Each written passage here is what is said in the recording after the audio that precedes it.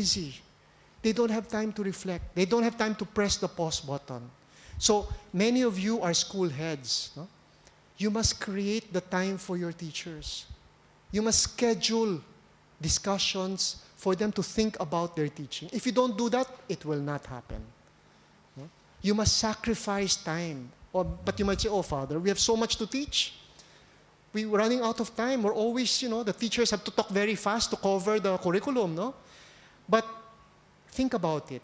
If reflection is really important, our teachers must know how to reflect. We must teach our teachers how to reflect, to practice reflecting, okay? But also, when we're discerning, we must talk about context, no? Which means that God speaks to us here and now. God will not meet us yesterday. God will not meet us tomorrow.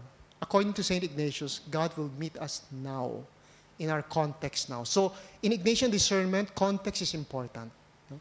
When I reflect on my experience, before I take any action or make any decision, I must think of my context. How do I feel? No? I have to look into my feelings and all that. No? What are people telling me? What are the data? Okay? And then after you discern, you must also evaluate.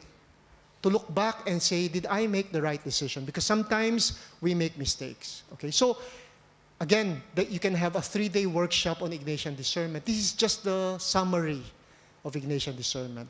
But I mention it because, again, Ignatian pedagogy is based on Ignatian discernment. We have the same diagram, no? Experience, reflection, and action. No? The student must reflect on their experiences before they act, for them to learn. No? And the context is important, evaluation is important also. No?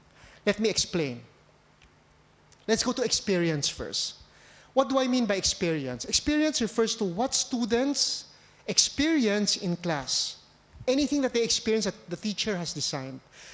So they can interact actively and directly with the content and acquire the target knowledge and skills. No? Remember the triangle, the relationship between the learner and the truth. They have to interact directly. So it's up to the teacher. What kind of experiences will you give your students? Is it only going to be lecture? That's an experience and that's important. No?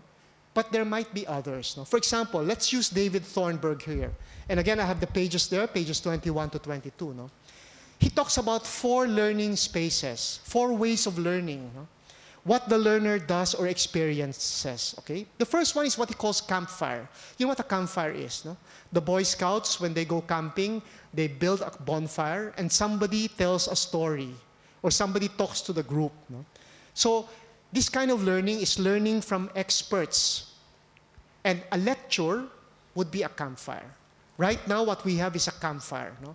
You're learning from, I'm not really an expert, but I practice IPP from my experience, so I'm sharing with you. No?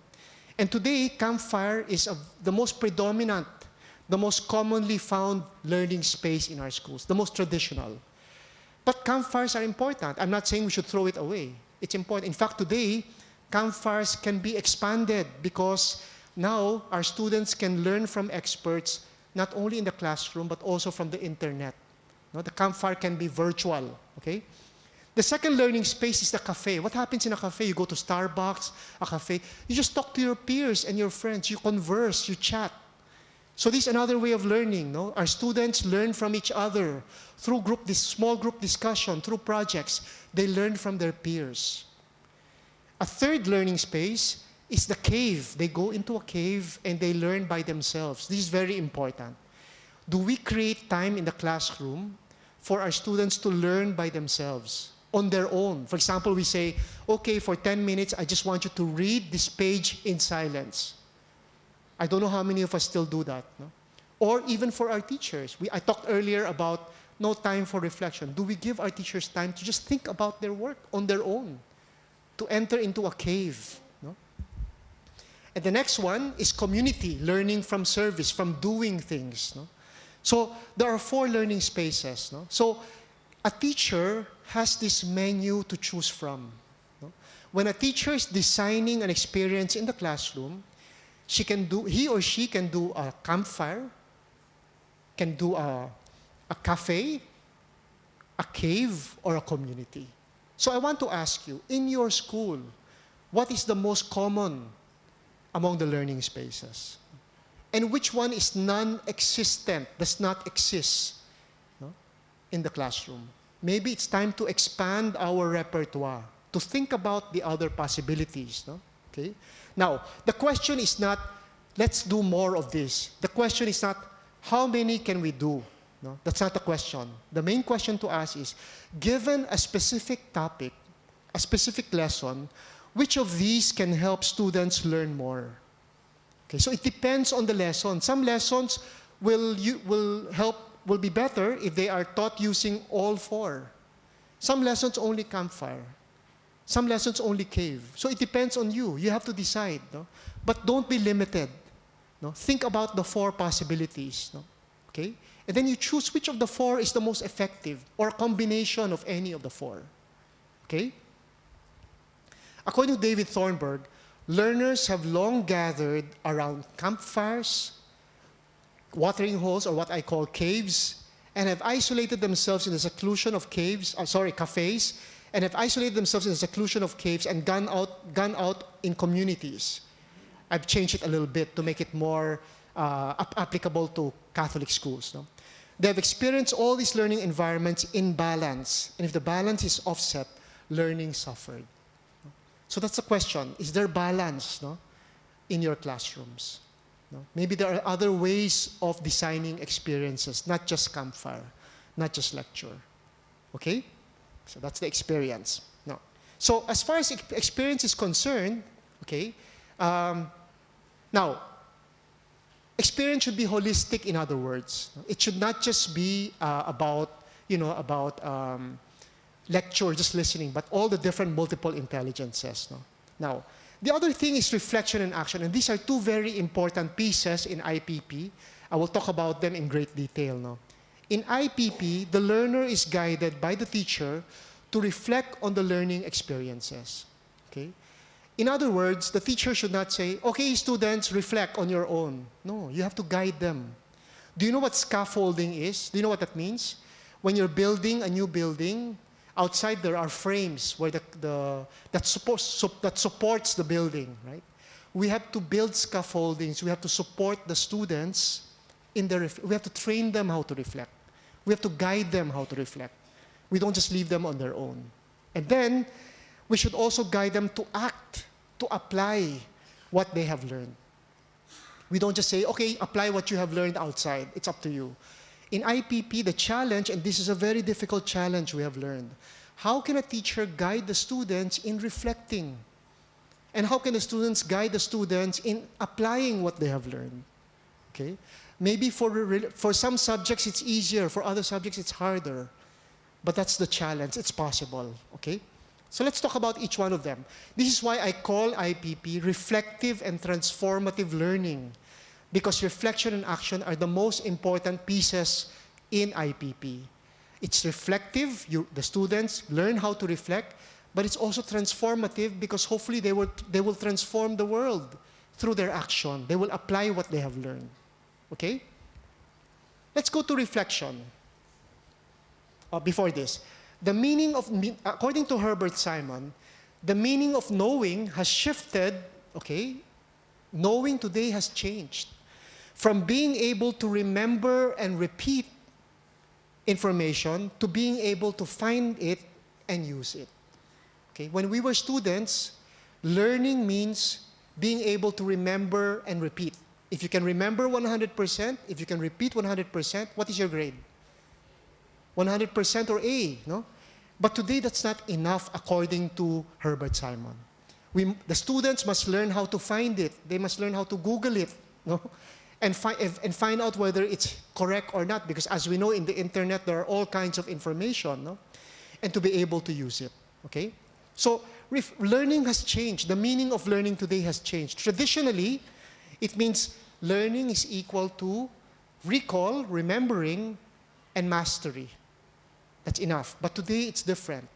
It means understanding and application. And how do you understand? Through reflection. Without reflection, there is no understanding. Okay? And without action, there is no application. So my question to you as I talk about reflection and action is, are you doing this, or is this possible to be done in your classes?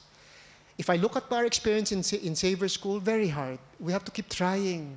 It's a work in progress. We have to be patient, but we should not give up. Okay? So if you think it's hard, it's okay. That's normal. No? Just try. Okay? So let's talk about reflection. First of all, there are two problems with traditional pedagogies. And again, I put there the pages, no? Pages 15 to 16. The first one I call academic amnesia. I saw this is an epidemic in the Philippines. I don't know in Thailand. No? Students forget what they have learned a few minutes after the examination. They memorize everything, no? And then during the exam, they come to class like this, you know, everything's inside. And then when they begin the examination, they vomit everything out. And then afterwards, you ask them, oh, what did you learn? I don't know, I forgot. I don't know. It's all in the test, you know. Why do we forget? Because we don't understand. We memorize, but we don't see the connections. Why did we, we don't have understanding. So we suffer from academic amnesia. Do your students suffer from the same disease? Okay, 2 people say yes. Okay, very good. The next one I call intellectual constipation. You know what constipation is? You cannot bring it out. No? Never mind, sorry. Sorry. Intellectual constipation, okay? Intellectual constipation. Students don't know how to use in real life what they have learned in class. So they learn polynomials, they learn all these wonderful things in science, but who cares? No? They don't know, so what? They don't use it outside. They use it only for the exam. No? So lack of application and action. Maybe teachers will tell you, well, it's up to them to apply it in their life, but no. IPP says we have to try to make it, apply it now. Apply it now as much as possible. It's hard, I know, but that's the ideal. Huh? Okay. So, Ignation Pedagogy, as we know, no, is reflective and transformative learning. In other words, we want our students to reflect and we want them to transform the world by action. No? But how? How do we do that? No? How to promote reflection and action in the classroom? How do we design this in the classroom? Okay? So, on pages 15 and 16, when I talked about the first case study of Mr. A, I used this example, which is actually from How People Learn, the book How People Learn. No? It's a science lesson on arteries, on the human artery.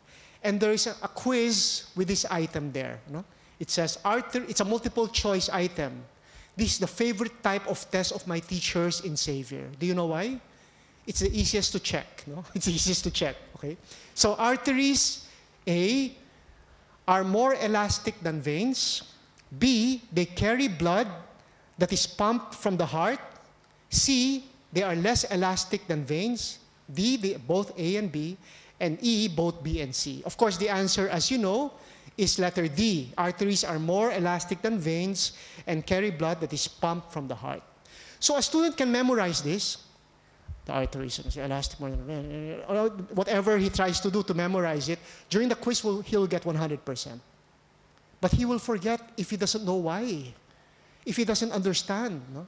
And according to How People Learn, one way of understanding this, no, is arteries, if the teacher helps the students understand that arteries are more elastic than veins, why? Because they need to move the blood upward from the heart to the brain, and because of their elasticity, they can work as a one-way valve that closes at the end of each spurt and prevent the blood from flowing upward. Downward. No? So it can go upward and not flow downward. Okay? So, if the student doesn't know the reason for the properties of the arteries, he will forget 10 minutes after the exam. But if the teacher helps the students reflect, no? And let's say the teacher asks the students, why are arteries elastic? And the students say this. And then the teacher asks again, why do you think it's designed that way? Okay? And maybe the students will say something like this. In nature, design follows function. No? The way our bodies are designed, it depends on the function. No?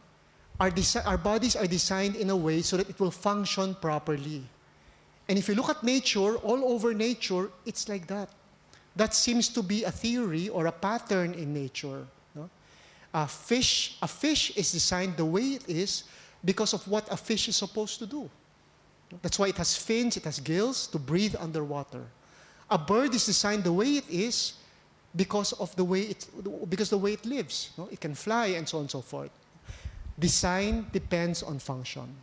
So this is one possible reflection point that a teacher can encourage in class so that the students will understand, oh, that's why the arteries are elastic.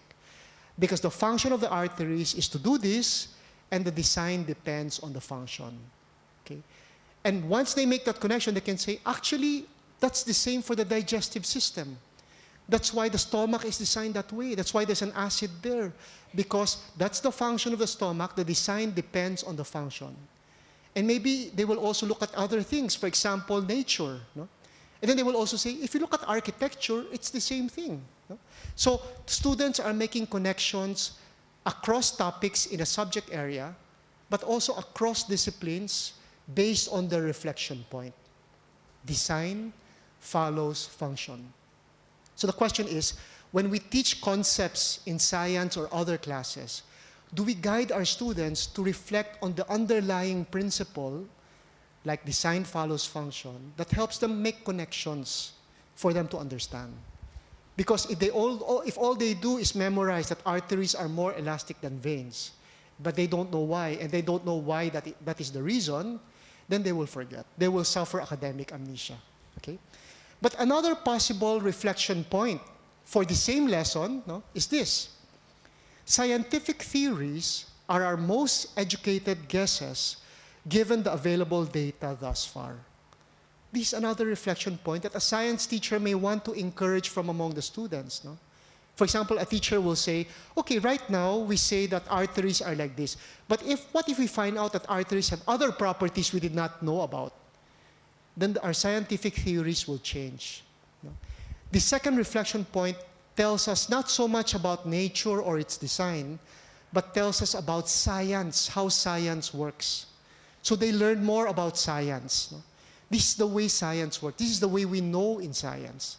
So their knowledge of science deepens because of reflection. Okay? So that's another possible. Again, a teacher can choose how many reflection points he or she wants. And another third possible reflection point is nature is designed so intelligently that the order of nature can help believers appreciate their faith in a creator. In Catholic schools, we're always trying to put in our faith and values into our classes. This is one way of inserting faith into a science class. Maybe a teacher can ask, what does this tell you about faith or God? And maybe the students will say, because I believe in God, it makes me appreciate God more, that God is such a genius, that He's able to design things that fit with their functions. So imagine a science class has understanding, design follows function. It helps the students appreciate science more, how we know in science, but it also helps them link to their faith. So a teacher does not have to do all three, but can choose which ones he or she wants. No? So reflection, students are guided to make sense of what they are learning by teaching them to organize what they have learned and to make connections to other topics, other disciplines, and their personal lives. And the three examples I gave you are the three levels of reflection. The first one, design follows function, is what have I learned? No? So conceptual, design follows function. Why are arteries elastic? Why do they have those properties? The second one is how have I learned it? It's metacognitive, about science. How does science work? No? It tells us about scientific theories. And the third one is why are we learning it? The meaning is personal or spiritual. No, it's about God, no? The genius of God. Okay? Again, the question is not to cover all three. It doesn't mean that for every lesson, a teacher must reflect on all three levels. Choose which one will deepen the learning more. So a science teacher may stop with the first level. That's okay, that's enough already. Or a religious education teacher, let's say I'm teaching religion and I found out that the other class in science was talking about nature and the design of nature, I can also ask my students to reflect on the third level. Okay? So again, you pick, you don't have to do everything. Okay? Now, I understand I was a little bit fast in that. Are there questions? Again, if you don't understand everything, that means welcome to the human race. It is normal because this is given in 5 days. No? But I'm just giving you, I just want, my job here, I think, is to provoke interest. No? If you're interested, or confusion, if you're confused, no? So that you will ask for a workshop later on if you want to go deeper into IPP. Okay? Next. The next one, remember we said IPP is reflective but also transformative. Transformative action. No? That's the important part. In the assessment, okay, we all know what assessment is. Students are asked to demonstrate what they can do with what they have learned in more real-life context. In other words, I'm sure you've heard this before, when we talk about IPP action, we're talking about authentic assessments, real-life context, real-world context, okay? As we know, we learn to the extent that we use content and apply it to situations beyond the test. No? We learn by doing. That's why I said earlier, if in your classrooms, the teachers do most of the work, they are learning much, much more than the students, no? Because we learn by doing. No? So it's important for us in IPP to write down our action goals, no? Which I'll explain to you. No? What are action goals? Action goals are valuable actions beyond the classroom. Okay? So these are applications of learning, the students applying their learning, that are worthwhile, they're important, and long-term, not just for the test, but long-term in real life, but can be assessed now. How's that possible? That sounds impossible. I'll give an example. In religious education in the Philippines, we teach social justice to our senior students, no? The social teachings of the church. No? Of course, the action we really want is for them to apply that. No? When our students graduate, when they're working, that they will be just to their workers, to their employees. They will treat them fairly. No? So that's the long-term action we want them to do. That's worthwhile, it's long-term. But how do we assess it now? Can we assess it now? The best way to assess that, whether our students are applying the social justice principles of the church, is to follow them for the next 20 years and spy on them, which we don't want to do. No? 20 years from now, when they have their own factories, we check, are they applying what they learned in religious education? We don't want to do that. We cannot do that. But we want to assess it now. So we have to be more limited. How can we assess it now? Maybe through a reflection paper. Give them a situation and say, let's say 20 years from now, your business is suffering. You are not generating a lot of profit. But your workers also need their work. You know, for example, what would you do, for example? So it's a reflection paper. It's not perfect, but it's a way of assessing the future. It's real-world context. There's a situation that's realistic, no? But with the proper creativity, you can come up with a realistic situation that will really challenge your students and will really make them think whether they are willing to apply what they have learned in social justice. So assessment of a future action now, as much as possible. Okay? Again, that's very hard to do, and that's worth a long workshop also, but that's the idea of action. Okay? So, I'll give you some examples of action. No? The first one, for science. We saw this already in the example I did about human arteries and veins. To be able to recognize patterns,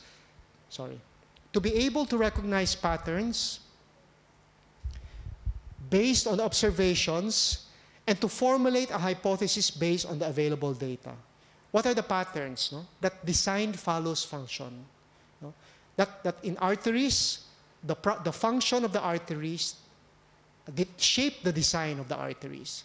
In nature, it's the same. So to be able to recognize patterns based on observations and formulate a hypothesis based on available data. Now, this is a very important action in science. This is a basic skill in science. If they learn this in your class, they already know how to do science. No? They will know how to do science. This is a very essential skill in science. What about this? In English communication or